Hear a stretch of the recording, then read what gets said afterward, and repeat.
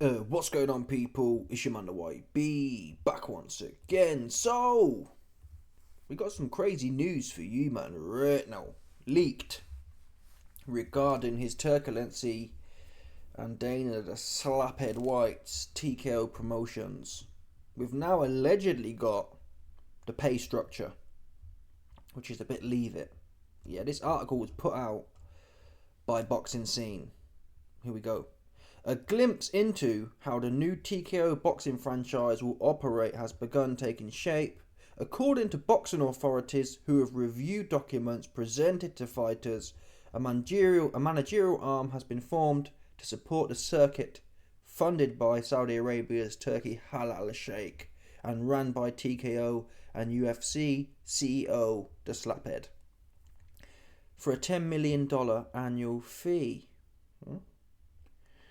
The new company, known as Halapao Ventures, some next name, lists former top rank and pro bellum attorney Harrison Whitman and CAA agent Ishmael Hinson as its partners and has initiated contact with fighters, forwarding contract terms that reveal some of the plans, according to documents reviewed by Boxing Scene. White said in a recent podcast interview with veteran boxing journalist Dan Raphael of the Big Fight Weekend that there's over 150 guys we're looking to sign. Okay, blah blah. They're waffling a whole bunch, essentially. A whole bunch. With the Ring magazine, will keep its legacy of 103 years and not be involved in any of these things. This is something separate. Wait a minute. One of the contracts reviewed by Boxing Scene showed both a purse structure and the intended reliance on company rankings, although Halal Sheikh clarified in a recent speaking appearance on X that the new league's rankings would be separate from those traditionally posted through weight classes by the Ring magazine, which he owns. So it's not going to involve the Ring magazine. This is looking messy. This is looking messy, to tell the truth right now, people. Ain't gonna lie to you, man. This is looking super duper messy with it, man. What's Ring magazine for then? This is looking like it might be a flop. I'm not gonna lie to you. It might be a flop. If they're making their own little rankings thing, and then you got the Ring magazine, and then you got Turkey's. If it's all, the whole basis that I believe this thing would work here was if it was like a takeover, a coup attempt. Yeah, Turkey's going all in, essentially sacking off the Riyadh season rubbish, or you know what I'm saying, in principle, and bringing Riyadh season over into TKO. If he's got the Riyadh season, the Ring magazine events, and then TKO, and he's still doing deals with Eddie Hearns and Frank Warren, I don't see how it's gonna. You have to choke the competition. That's what you have to do. Otherwise, you could be another bare bum in the shower. There's a whole bag of man. Like, you got the whole Pro Box TV. They're doing moody cards. You got Channel 5 doing moody cards. TKO will be another moody card. Yeah. I remember there was another league called Contender. Had a TV backing, or a little bit of TV backing. It was dead. Didn't watch it once. You got. I can't understand why Turkey's doing it this way. Categorically, he says here, the Ring magazine belt is not going to be involved in TKO. That was like key to it, in my opinion. Not that I care about the legacy, but for the people who do care about legacy, the Ring magazine enabled a more softer transition from traditional boxing to this new venture. Now it's like, well, we're going to start spark new, and it's going to be all loose as a goose. Anyway. Okay. Here's some more details. And now we're getting to the financials, the juicy part. Okay.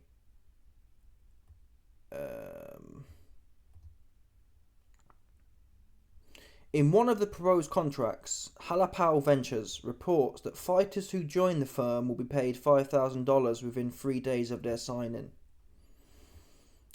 The fighters who join commit to a 3-year term following their first bout and must stay on board for 2 years following their signing, described as the effective date in the contract. The TKO boxing venture isn't expected to stage its first card until sometime in 26. The company announced in a news release. The company shall guarantee boxer the opportunity to participate in bouts every 5 months during the term, commencing from the first bout, and shall make good faith efforts to offer boxers the opportunity to participate in 4 bouts during the first year, according to the contract. Okay, here's the pay structure now. The contract stipulates that purses will be increased based on the fighter's ability to crack the top 10 of the company and climb the rankings. Here we go. 20 grand for a 10-round bout by an unranked fighter. So that's the starting pay packet, 20 grand. Joe Schmo off the street, if you even get in there, if you make it to the UFC of boxing, you get 20 bags for your first fight. And if you're fighting 4 times a year, that's 80 grand. When a person's ranked number 5 to 10, so when you break into the top 10, it's 50 bags. When you're number 3 or 4, it's 125. When you're challenging for a championship, it's 375. And when you're defending the championship, it's 750. The article goes on. Some veteran and fight officials canvassed by Boxing Scene say this pay scale indicates these TKO League fighters will be younger and mid-level boxers. See, again, if I was doing this, yeah. The thing is with Turkey, he's got so many interests. He's got his personal interests in Ring Magazine and the shows he's doing in the States now with Teofimo Lopez on, etc., etc. He's got the government contracts, essentially, Riyadh season. And now he's got this TKO. Who knows, is this TKO all Turkey or is it a bit Saudi government fundings pumped in there? We don't know. It's messy. Well, if I was doing it, yeah, you might as well take this over, is the point, man. Turkey. If you're coming in, don't be LARPing like you're taking over, man. Do it properly. What you do is, you come in, yeah, bash, you set TKO up. That's what you do. You set TKO up. And then what you do is, you have this structure's fine, in my opinion, for the mid-level dudes. But the old guard, all you have to do is, bring them on top of the card. Yeah, you make like a diamond belt type thing. A special occasion belt. Or better yet, you just bring him in as champions. Yeah. So for example, Usyk, even though he's retiring soon, let's take Usyk for example. So you got Usyk, he's fighting for 20, 30 mil, or however much it is right now, for the Moody, WBC and whatnot. Yeah.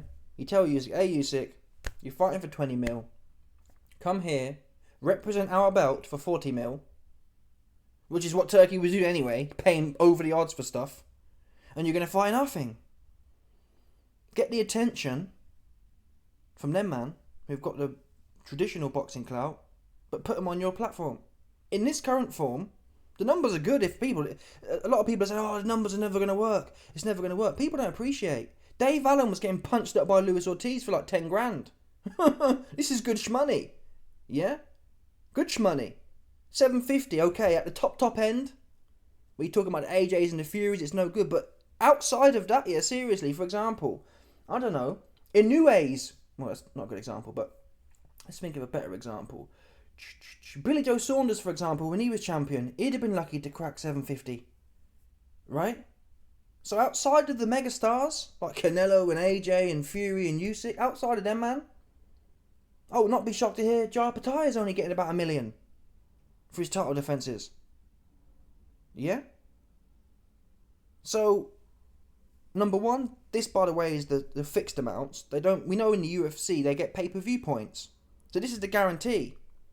As far as guarantee goes, it's not bad, unless you're the 1 in 20 boxers in the world. Martin Bakoli would chew his hand off for these monies, for example. Yeah? If we could get a couple $100 grand for a mid-level fight, he's laughing.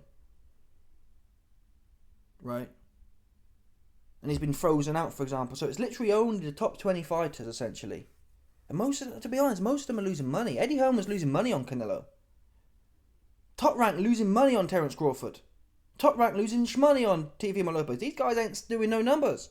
And that's why I do believe the traditional boxing model, it's funded on money laundering. Seriously. It never made no sense to me. When you work out the pay-per-views and that, Teofimo's fighting someone, he's getting a couple of million. He's not doing no pay-per-views at all. Like, where's the money coming from? They're losing money. / doing a moody thing with Kinahan. Seriously. And you see it here as well. They mention here they're working with Probellum. Probellum is the Kinahan outfit, so it's all linked in there. Yeah? It's all a big woo to scam the tax man. To scam the local authorities. The state authorities. The federal authorities, people. That's what it is. Because these numbers are stupid. It's funny money. Oh, Tyson Fury gets paid 200 million. No, he didn't. He never got paid 200 million. Stop playing. That definitely never happened. Forget about it. Not real. Forget easy. These big numbers they throw out there, it sounds good. Woo, money laundering for sure, no doubt about it. But yeah, in this, if we take what's said here to be true, which we don't know, Turkey hasn't come out, but they're alleging. I mean, what I don't understand is they're saying, oh yeah, we've seen the contract. Why can't they put a snippet out of the document? Yeah, put a snippet out of the actual document that you've got in your hands, kind of thing, and show us. Because at this point in time, it's just like, it looks like someone's read the UFC rulebook and then just slapped this out there. Yeah, this is what we're doing. They're doing this something similar. There's no actual evidence here, despite them alleging they've seen the contract. Well, take a picture of it. Obviously, don't put any names, show any names or anything that can identify that contract being unique. It could just be speculation. Plus, it has to be mentioned that boxing scene is ran by a dude who owns Pro Box TV. Pro Box TV, they got their own little league, Dead League. No one watches it. I mean, I respect him for trying to do something, but he's washed up, man. Ain't no one watching that rubbish. So he's probably trying to drag Turkey's thing down with him. Because so far, I haven't seen no one complaining about Turkey's shmoney situation. Yeah? Now, we know Dana White is tight as a duck's ass. So I don't put it past him. But these numbers ain't bad, man. These numbers ain't bad. Especially when you think about the bonuses for winning. How much money do you need? How much do you want to make? Is the question here. Yeah? Top 10. Let's think of top 10. Let's have a look at top 10 heavyweights, for example. Because what is it? 50 grand. Okay, 50 grand probably is a little bit light. But if you're fighting 3 or 4 times a year, that's 200 grand a year. It's not bad money, obviously for my position, but I'm trying to think the problem is we don't have visibility on what top fighters are getting. We do, however, know though, Dave Allen and Johnny Fisher, they're getting a couple $100 grand each. 300-400 grand each. For a fight at the York Hall. So I don't understand how is it, without some sort of narco trafficking scam, money laundering scam, how are they paying all this money out? Or is Dana really that greedy, trying to soak it all up for himself? Right, if Eddie Hearn can afford to do Dave Allen and Johnny Fisher, 800 grand between them, I don't really, I guess the argument is, that's the thing with boxing, I've just worked it out now. The reason Eddie Hearn can afford to pay them two man 400 grand each is because, guess what, on the undercards, they'll be making 2 grand. Right, that's how they do it. You have one massive fight at the top and the rest guys get peanuts. So this really, it kind of socialises the fight cards. The top guys won't get absolutely minted, but it spreads it out more evenly down the card. That's what this looks to do. Yeah, because in boxing, like I said, Dave Allen, who was fighting pretty high up the card, he got paid like 10 grand to get punched up by Luis Ortiz. Seriously, he got paid 10 grand to get punched up by Luis Ortiz. Which is less than the bottom one of this one. And it's well documented, some fighters, they're paying to fight. You wouldn't do that in this scenario. If you're fighting 4 times a year, that's 80 grand a year. That said, obviously you got trainers' fees and manager. I don't know, man. It does seem a little bit tight when you think about all the fees coming out of there. Taxman digging your pocket. Taxman digging your pocket. Manager digging your pocket. Who else digging your pocket? I guess Dana White is the promoter. All the different fees and that digging your pocket. Again, we don't know it's true though. That's what we don't know. Anyway, Eddie Hearn's chimed in. Here we go. Let's hear from Bitter Hearn. I don't know if you saw overnight, but Dana White and Turkey and that have kind of released what they're going to pay fighters at certain levels. Have you had a chance to have a look at that? I haven't actually. I saw... It's very small. Yeah, I saw Turkey's... I literally woke up this morning and just scrolled online. I had to come here straight away, but I saw he was... did he reply to a reporter or something like that? Yes. I don't know. I mean, look, I think that... I don't know anything about the league, really, but I know... You don't know nothing about it, man. You're in the cold right now. You ain't got... Eddie Hearn the other day saying, yeah, well, we're going to have to decide if we want to be involved. No, still don't know. It's been like 2 weeks, man. He still ain't got a call from Turkey, man. He's not involved at all.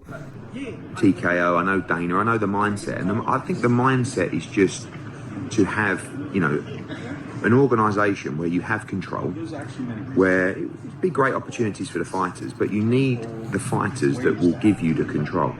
to say, right, guys, and it's not like, I think sometimes people get it twisted that this control thing is they make you do whatever they want. It's not like that. You know, you sign up to a set of rules and you follow them. So I think the league will be those levels of young prospects and sort of intermediate names that will follow the rules of the league and will be happy to do so. We all know that as the fighters become bigger, that's not going to work, that kind of contract. But I don't think they're looking for that yet. So I think this is more of a TV product necessarily than a kind of search for.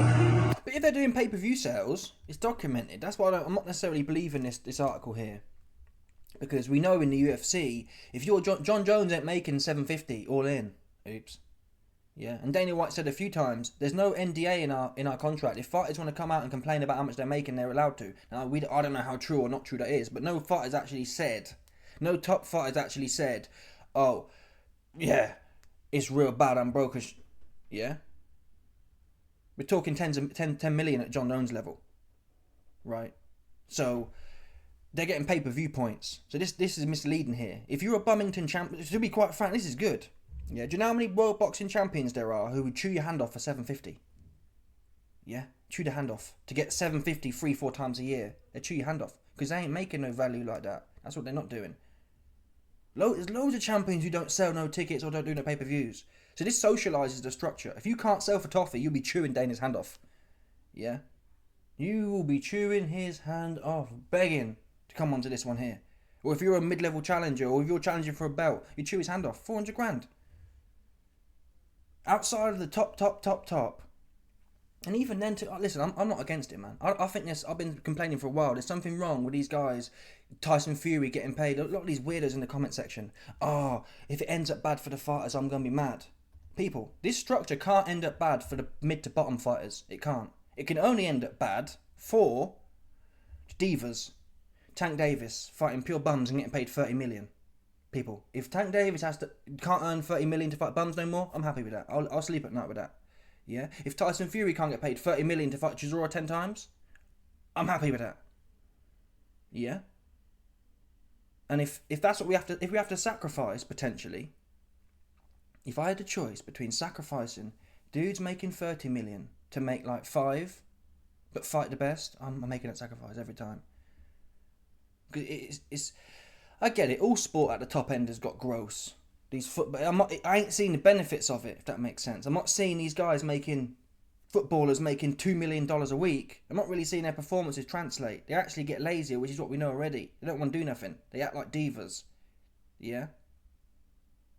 It's not increasing their performances. What we see in the UFC is a standardised model where people are hungry to fight. Hungry to prove themselves. Yeah? Hungry to do it. Boxing, it's like, well, even look at the mid-level guys now in boxing. Look at Bacoli. Look at Dave Allen. I don't want to train. Not serious. Not serious at all. And you don't. From what I've seen, I don't watch the UFC like that, but from what I've seen in the UFC, there's a few examples actually. Look at Ngannou. Ngannou flew out to Africa after he started getting on, but that shows you what happens. Ngannou's bang hungry, and then before the Stipe fight, he's got all the hype, he's finally got some bread, and he's pissing around somewhere, right? Pissing around. So I hate to break it to you, if these men have to be kind of make less money to keep them hungry, keep them focused, that's what should happen. And at the top end, they won't make that much less money. John Jones versus AJ. Has AJ made a lot more? Probably. That said, end of the day, man. End of the day. AJ don't need that money. And how's it helped him, really? He's soft. He's soft as butter, man. John's still hungry. Yeah, when John gets in the ring, he'll still fight. Right? He can still do something. Fury, look at him. Made 300 million. Don't want to fight. Don't want to get stuck in. Whatever you say about John Jones, when the bell goes, he has a go. Yeah? And most of these UFC, man, even at the top level, Ronda Rousey even, when the bell goes, they have a go and get knocked out. Conor McTappert even, when the bell goes, you get knocked out. You see that one there? Yeah? They don't proper cap their pants like, I want to lose on points. They get knocked out, man. So bring this one here. Seriously, bring this one here. There's too much time messing around now. Way too much time messing around for me. Too much divaristness. Even when Shakur Stevenson and Devin Haney we're in an undisputed situation. Devin Haney offered Shakur Stevenson 30% to fight for undisputed. He said, no, I'm worth more than that. He didn't have a bean. He didn't have one belt at the time. He had no belts. You're worth more than 30% to fight for 4 belts that you care to claim. Oh, I love the belt so much. No, you want the money. So these guys, they're all divas. Who's Shakur Stevenson fighting, man? Name one good name on. Name one pound for pound name on there, man. Name one. You can't name one pound for pound name on there. Pure bums on there. Yeah? All stifflers. It's like, what are we doing? I'm tired of it. Oh, what YB? You're broke and Shakur's making 3 million fighting bums. Is that right though? Make it make sense. Is it right that Shakur Stevenson gets to fight bums and bums and bums and bums, and Tank Davidson gets to fight bums and bums and bums and bums, and make 5 million for doing so, and losing money as well to Top Rank? It's only because Top Rank allegedly laundering money through Kinahan that they can afford to do that. Because Shakur don't sell no tickets. Stop playing. Okay, YB, you're lying. There's no way it's a big front. Let's have a look. Shakur Stevenson pay-per-view sales. Let's do the maths here for you, man. Let's do the maths here. Yeah? Here we go. Shakur Stevenson. Here we go, look. Come on, man. You can't even find no numbers on there. I don't even think he's been on pay-per-views. How is a man making 3 mil a fight? Here we go. Shakur Stevenson earns $3 million against Yoshino. Shakur Stevenson was entitled to 70% of pay-per-view sales. Now, we don't know how true this is, but he don't do no numbers. He's selling 50k. Seriously. That's the numbers he's doing. 50,000 buys he'd be selling. 50,000 buys times by $50 is what? I can't even do the maths. 2.5 million. That's not even with no costs in there. Even if let's round it up to 5 million. Okay, 5 million, no costs, nothing coming out. How's he making 3 million? Make that make sense. Where's that coming from? You got to pay all the production, everything else. It's ridiculous, man. They're losing. They're lost losers. They're losing all this money from ESPN. That's why ESPN dumped their ass. No one watching that rubbish, man. So the game's broken right now. It is broken, and I'm not going to be crying about some dude who can't make 30 million has to make 5 million and fight proper fights. Yeah, if you find yourself butthurt, oh YB, my favourite stars can't make 40 million to fight a bum anymore. Oh, yeah. If you're mad about that, go watch Football Man, for example. Run around and jump on the floor, getting paid a whole bunch of money to do so. I don't see no passion no more, and that I believe the coin is probably the reason why. Passionate for what? I just turn up, fight a bum, and get paid a truckload of cash. Look at Tank Davis, popped in his eye. Ouch, ouch. The Diddy grease. Ouch, ouch. $30 million later for that is pathetic, man. Seriously, if these man were going in there for 30 mil and they were fighting like they're getting 30 mil, you'd say, well, it might hurt the sport, but at this point, we've got to lose. Tyson Fury might as well fight Derek Chisora for 750, to tell the truth. Might as well, but why not? What's the point paying him 20 for that? Rubbish. Couldn't even finish the guy early. Had to beg the referee to stop it. So bring Turkey in here. Bring Dana White. Bring Master Dana White in here, man. And get these cotton pickers under control. It's time to work. That's what it's time to do. Yeah, you man had way too much time playing in the big house. Now it's time to come pick some cotton. That's what time it is for you, man. You best believe it. Anyway, let me know your thoughts, people. Smash the like button, subscribe, like for the better 100%. There's no doubt about this one, people. Stop it.